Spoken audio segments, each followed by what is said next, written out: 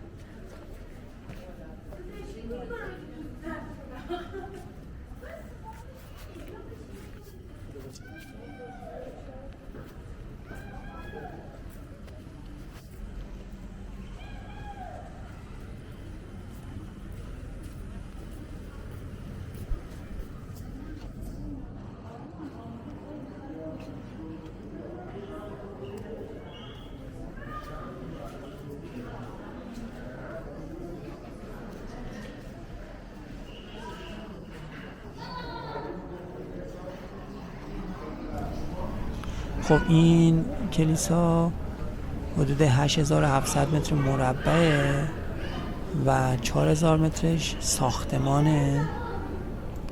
بیشتر بناهایی که میبینیم از سنگ ساخته شده و نمای بیرونیش با آجر پوشیده شده.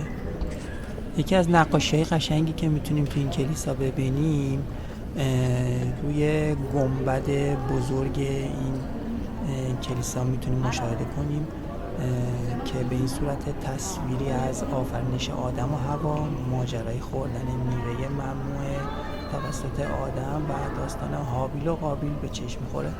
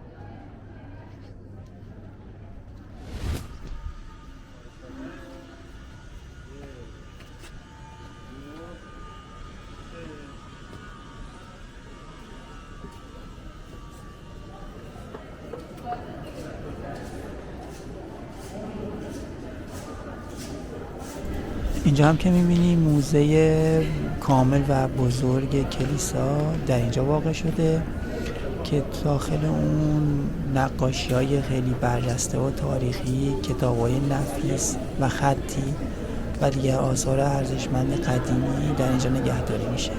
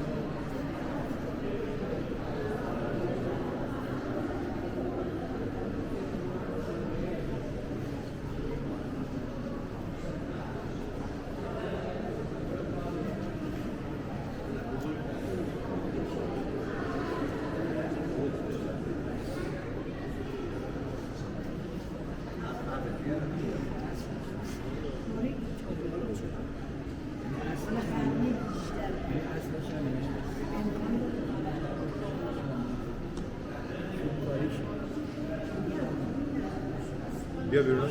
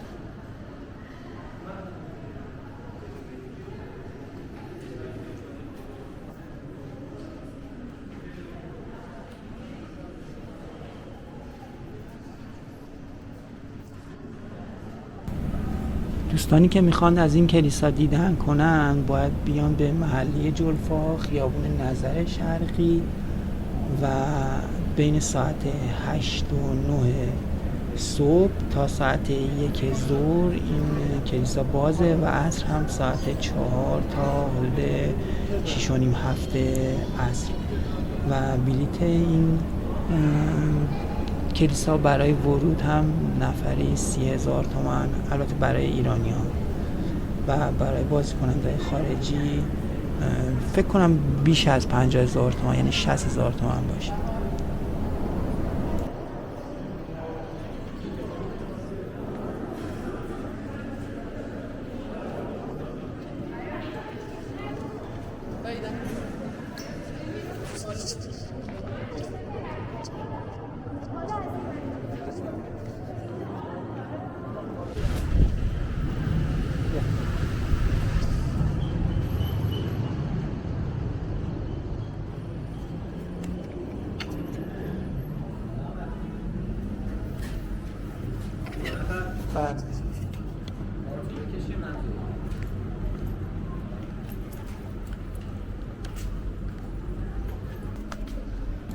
خب دوستان، ما ساعت 6 و نیم عصر اومدیم به کلیسای بیت اللحم، یکی از زیباترین کلیسای جهان.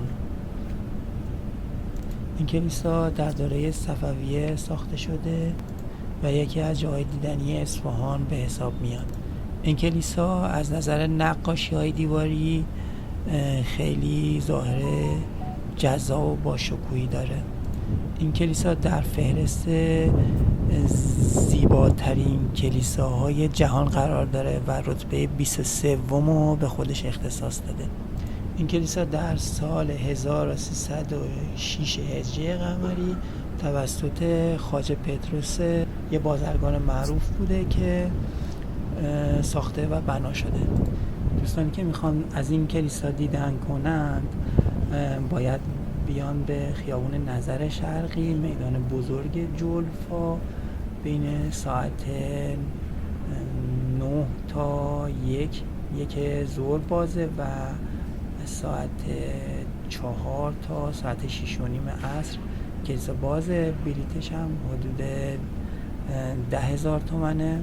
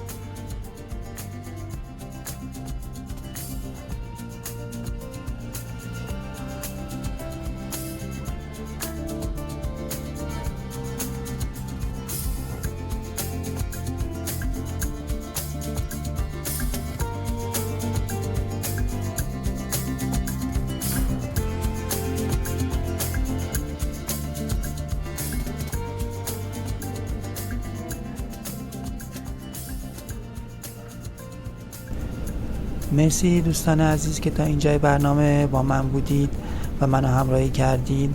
با لایک و سابسکرایب از من حمایت کنید. تا برنامه بعدی شما رو به خدا میسپارم.